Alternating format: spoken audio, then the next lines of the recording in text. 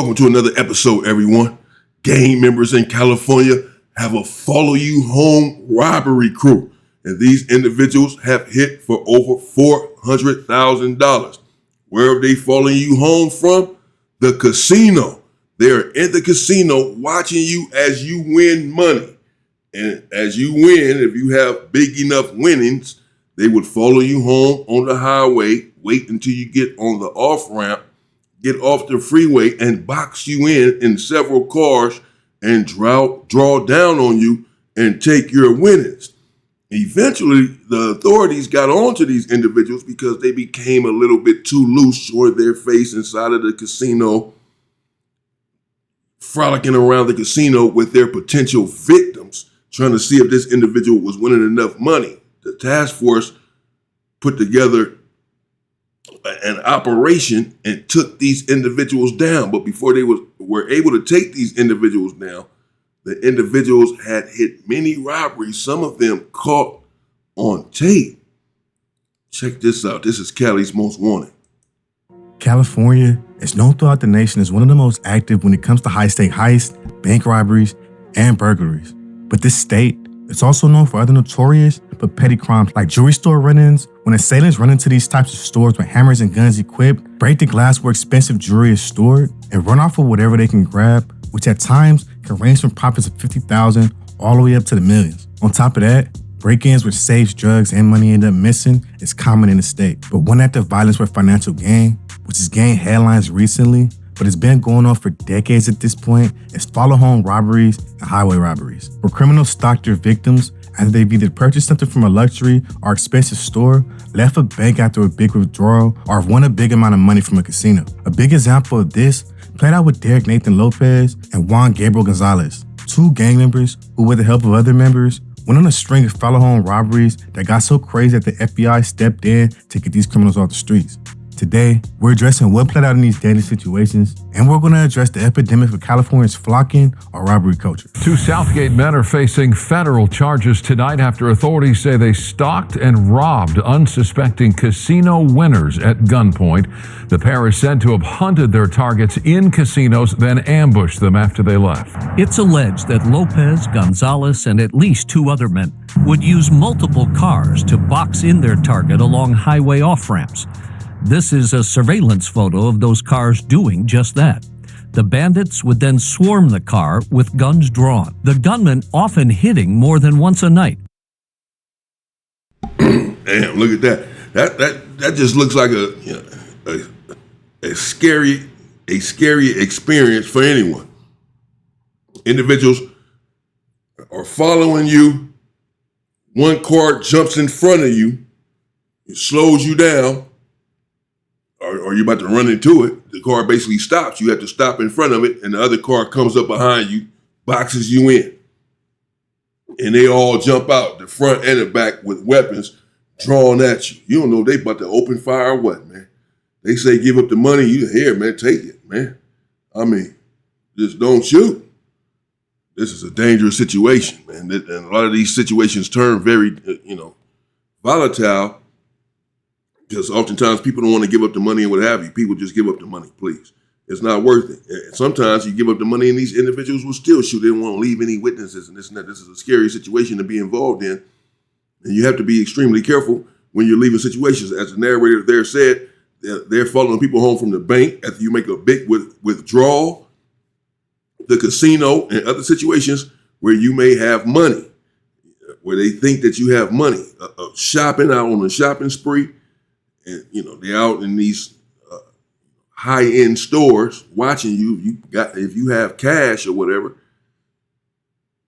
they'll follow you and do this.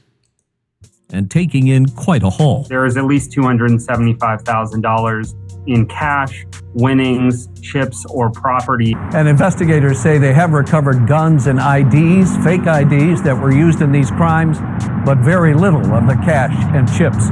California is home to 66 casinos throughout the state, making it one of the leading places in the country to gamble in. On top of that, Cali, which has the largest economy of any U.S. state and would be the fourth largest country in the world if it was its own country, is home to some of the most wealthiest people in the world. On the other hand, California is the mecca of violent crimes and violent factions. The California Department of Justice estimates that there's approximately 300,000 gang members across the state, and within the Los Angeles region alone, an estimated 450 active gangs comprising over 45,000 members within the city. And while the life of gangbanging falls on the complete opposite when it comes to the desired lifestyle of someone who has financial stability, the one thing these two groups have in common is the need for money. The issue is the means of how each gets their money. A decent portion of the upper class get their ends the legit way. They're working class individuals, business owners, or bosses of companies. But on the lower half, it's a bit more cloudy. While there's definitely big drug dealers who you never find in the hood, there's plenty of middle and lower rank drug dealers that terrorize the community for financial gain. It's other burglar rings that take place across the state, murder robberies, extortions, and whatever else means it takes to make their money, regardless of the victims and circumstances. That's why California is a breeding ground when it comes to shaping violent criminals, simply because of the dynamics of the state. A lot of gang members, who whether their fault or their environments, have a violent past and tendencies, and they continue to live this lifestyle. That's why such violent and planned out acts like follow home robberies and highway robberies are a common occurrence in the state, with this current decade being in the forefront of everything. For example, on around May 12th of 2023 to late December of that year, Derek Lopez, Juan Gonzalez, and other robbery ringleaders staged several robberies after casino goers won a large amount of money. Here, this was literally highway robbery. We had a group of thieves that would follow successful gamblers and then rob them out on the road. But it was a joint FBI, LA Sheriff's task force that put an end to it. In a 29-page indictment by the FBI, the agency, they claimed that the man staked out 4 casinos throughout Southern California, Los Angeles region, including the Park West Bicycle Casino at 888 Bicycle Drive, Bell Gardens, California, the Hustler Casino at 1000 West Redondo Beach Boulevard in Gardena, California, the Commerce Casino and Hotel at 6131 Telegraph Road, Commerce, California, and the Gardens Casino at 1187 1 Carson Street, Hawaiian Gardens, California. Once the group arrived at these casinos, they would enter using California driver's license and other names, and loiter in the casino while scouting potential victims to rob. With the indictment claiming Juan and Derek would target Asian victims who appeared to win cash or cash in large amounts of chips while gambling. After they identified the victim, and once they started to leave, they would call others waiting inside their vehicles to tell the victim's car in order to ambush them. And once in a more secluded location or low-key spot on the freeway, they forced the drivers to pull over, approach the victim's car, followed by them smashing the vehicle's windows, brandishing pistols, and demanding money, casino chips, or other belongings. The first attempted hit occurred on May 12th of 2023, when a casino guard was leaving the Park West Bicycle Casino. On his way to his car, he was approached by 2 men in ski masks, but ran back into the hotel before the robbers could get to him. But their second attempt was successful, with the men scouting the Bicycle Casino again. This time though, instead of approaching on foot, they let the victim get on the 710 freeway before forcing him to stop at an off-ramp and robbing him at gunpoint. And in this occasion, they got away with $60,000 in cash the victim won that night. These two men, Derek Lopez and Juan Gonzalez of Southgate, indicted today in federal court for a series of armed robberies outside several different Southland casinos. The feds say Lopez was It's not going to be easy to catch up to you with this sort of crime. Look at his face right there. They have their face in full view of the camera, both of them, and they're probably thinking that's okay because once they put off the robbery, they have on ski masks or whatever. But nevertheless, you're in a casino, and certainly they're going to catch on that these are follow home robberies, because every individual that is getting robbed is leaving a casino with winnings. And it's going to take just a few of these robberies, a couple of these robberies, for them to connect the dots that, okay, these individuals are following people home from the casino, because this happens all the time, particularly in California. Well, I can't say particularly in California. I don't know. It may happen everywhere, but it does happen in California. So then they go back and look at the casino cameras, the footage, the videos, and see this right here. People looking around, they looking for suspicious people. It's not going to be hard to find out who is doing what. Are these individuals in there gambling? Are they leaving at the same time that our victim left out, etc.? And they're going to get on to you quickly. Fortunately, these individuals were not harming anyone, just robbing them. Not saying just robbing them as if that minimizes it, because again, that's a horrific situation, having individuals jump out of the car on you and draw down on you on some desolate, dark street. You don't know what's about to happen. scout, always looking for winners in the casino. In fact, that's him at a table in the Commerce Casino high-fiving a female target. Oh, damn. Once they saw a patron that they believed to be a successful gambler, someone who's taking out a large amount of winnings that evening, they would then follow them onto the highway. This wasn't the only successful hit for him, and it definitely wasn't their biggest either. On June 17th of that year, they took $130,000 in cash that a victim had won from that same bicycle casino. On November 6th, they got away with $20,000 in Commerce Casino and hotel gaming chips and $6,000 in cash. And on November 9th, they robbed $21,000 in cash from a victim after they left the Commerce Casino and hotel. For a while, the crew got away with several of these crimes, but the crew, they were too comfortable committing these robberies, often driving in their own vehicles as getaway cars and scouting their victims like on November 9th. Yeah, man. What do you mean? They're driving their own cars. Yeah. You're asking to go to jail. Yeah. Sooner or later, I mean, you can't be serious. And then they're inside of the casino right here, laughing, high-fiving the victim. You got her DNA all over you, partner. But they high-fiving the victim. They're bold. Because they're just thinking that, again, once they commit the robbery, they're going to have on masks or whatever. Nevertheless, they see all of this right here once they go back and review this footage, once they get on and connect the dots. These individuals are asking for trouble. Yeah, this is not going to be much of a successful enterprise. I don't see it. When Derek is seen on camera sitting next to his victim and even celebrating with them as she won. This nigga was giving high fives, hugs, and all that. Fucking savage. But even more important, fucking dumbass. Look, at first, I honestly thought these niggas had a little sense to them. I was really trying to look at them like some Robin Hood in the Hood type shit, you know? Take from the rich and give back to the poor type shit. But to sit next to someone you're about to rob with a room full of cameras in it, after you've already robbed numerous victims at this same location, it's fucking beyond stupid. You niggas is not Robin Hood, more like set it off. And not the bitches, they went out like some G's. Y'all the ones who got killed at the beginning. Wait, hold on. I don't know what the fuck I'm saying. Now, I don't condone any criminal activity, but nigga, if I'm up 200,000 from robbing, my ego's through the fucking roof and can't nobody tell me shit. Not even the law.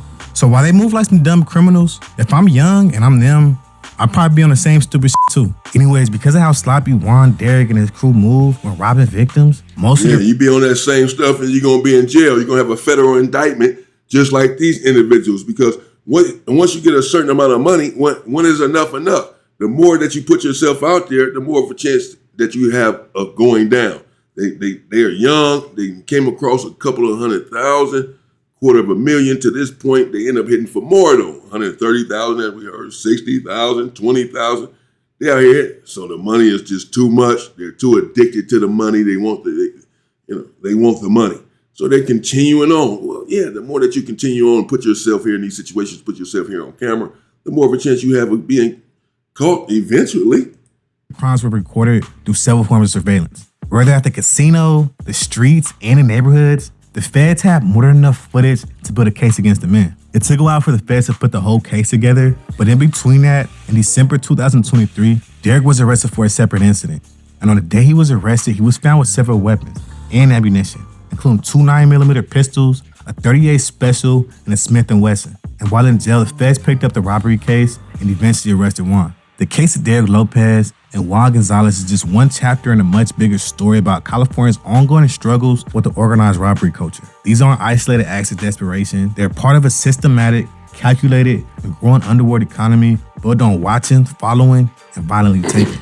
California's glamorized lifestyle, luxurious spaces, and cash-heavy venues like casinos create the perfect storm for money-hungry fashion. And for people like Derek and Juan, that storm became a full-time job. They weren't mass revolutionaries redistributing wealth. They were reckless criminals who jeopardized lives for fast cash. It probably is more robberies if you were to Google it in California than anywhere. It probably, but it's the biggest state for the most part. And, as he said, it would, if it was a country, it would be the 4th largest country. That's how big California is. So then with a glamorous lifestyle, as he alluded to, LA, Hollywood, Beverly Hills, everyone wants to keep up with the Joneses. Individuals will oftentimes go outside of their character to get their hands on some money, to secure the bag, if you will, and find themselves in the world of trouble. There's so many high-end stores out there, so many celebrities, so many people walking around that have money, that oftentimes the temptation supersedes your intelligence, and you'll get out there and do something that you're not supposed to be doing and get caught up. But you have to be careful, and that's why you have to be careful coming to California. The illusion that these were clean robberies shattered the moment guns were drawn, windows smashed, and lives forever altered in the aftermath of their grab for wealth. But this isn't about two gang members and their poorly executed robbery spree. This is about a culture where violence is normalized and financial gain through terror has become a profession for too many. It's about how communities are shaped by their environment and how desperation, combined with ego and access to weapons, can lead even young men into infamy. California, with its riches and poverty side by side, breeds this paradox. On one street, there's a billionaire tech mogul. 3 blocks away, a teenager is plotting a robbery to pay rent. And until these gaps are addressed with more than just handcuffs and headlines, stories like these will continue to play out. So when we talk about California and crime, we're not just talking about statistics. We're talking about people. We're talking cycles. We're talking about a deeper sickness in the system that breeds both the predator and the prey. And if we don't... Yeah, that's true, man. But at the same time, particularly now in this day and age, there's so many ways for us to do the right thing, to walk the right path, and to still get to the bag, to still acquire wealth.